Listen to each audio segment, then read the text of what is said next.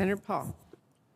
Dr. Fauci, I don't expect you today to admit that you approved of NIH funding for gain-of-function research in Wuhan, but your repeated denials have worn thin, and a majority of Americans, frankly, don't believe you. Even the NIH now admits that EcoHealth Alliance did perform experiments in Wuhan that created viruses not found in nature that actually did gain in lethality. The facts are clear. The NIH did fund gain-of-function research in Wuhan, despite your protestations.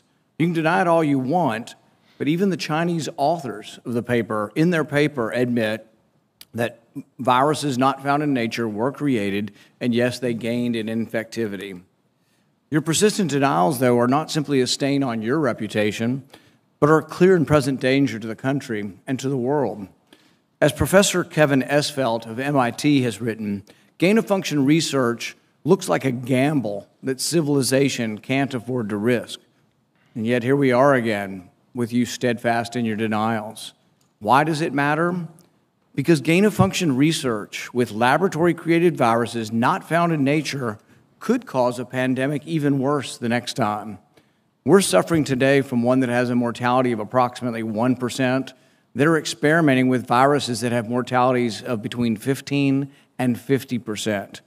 Yes, our civilization could be at risk from one of these viruses. Experiments that combine unknown viruses with known pandemic-causing viruses are incredibly risky. Experiments that combine unknown viruses with coronaviruses that have as much as 50% mortality could endanger civilization as we know it. And here you sit, unwilling to accept any responsibility for the current pandemic and unwilling to take any steps to prevent gain-of-function research from possibly unleashing an even more deadly virus. You mislead the public by saying that the published viruses could not be COVID. Well, exactly no one is alleging that. No one is alleging that the published viruses by the Chinese are COVID. What we are saying is that this was risky type of research, gain-of-function research. It was risky to share this with the Chinese, and that COVID may have been created from a not yet revealed virus. We don't anticipate the Chinese are going to reveal the virus if it came from their lab. You know that, but you continue to mislead. You continue to support NIH money going to Wuhan. You continue to say you trust the Chinese scientist. You appear to have learned nothing from this pandemic. Will you today finally take some responsibility for funding gain-of-function research in Wuhan? Senator, with all due respect, I disagree with so many of the things that you've said. First of all, gain of function is a very nebulous term. We have spent, not us, but outside bodies, a considerable amount of effort to give a more precise definition to the type of research that is of concern that might lead to a dangerous situation. You are aware of that.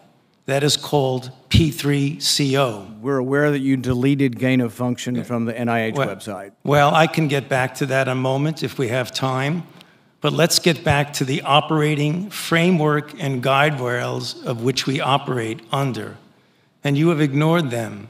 The guidelines are very, very clear that you have to be dealing with a pathogen that clearly is shown and very likely to be highly transmissible in an uncontrollable way in humans and to have a high degree of morbidity and mortality, and that you do experiments to enhance that, hence the word EPPP, enhanced pathogens of So when EcoHealth Alliance took the virus, SHC014, and combined it with WIV1 and caused a recombinant virus that doesn't exist in nature, and it made mice sicker, mice that had humanized cells, you're saying that that's not gain-of-function research? According to the framework and guidelines. So what you're doing is defining away gain-of-function. No. You're simply saying it doesn't exist because you changed the definition on the NIH website. This is terrible, and you're completely trying to escape the idea that we should do something about trying to prevent a pandemic from leaking from a lab.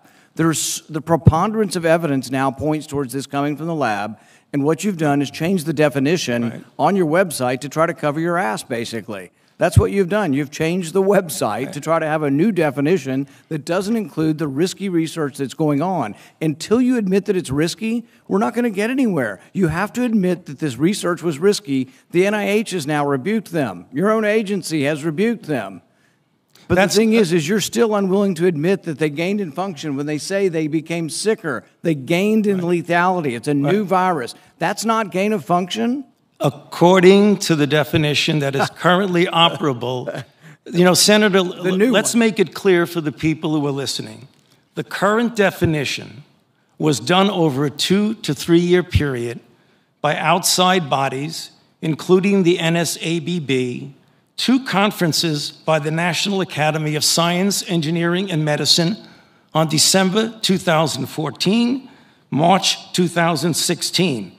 We commissioned external risk-benefit assessment, and then on January of 2017, the Office of Science and Technology Policy of the White House issued the current policy. And coincidentally, I have not changed the definition any appeared definition. On the same day the NIH said that, yes, there was a gain of function in Wuhan, the same day the definition appeared, the new definition, to try to define away what's going on in Wuhan. Until you accept it, until you accept responsibility, we're not going to get anywhere close to trying to prevent another lab leak of this dangerous sort of experiment. You won't admit that it's dangerous, and for that lack of judgment, I think it's time that you resign. Thank you, Senator Paul. And I would like to give the time to Dr. Fauci. Yeah, well, there were so many things that are egregious misrepresentation here, Madam Chair, that I don't think I'd be able to refute all of them, but just a couple of them for the listeners to hear for.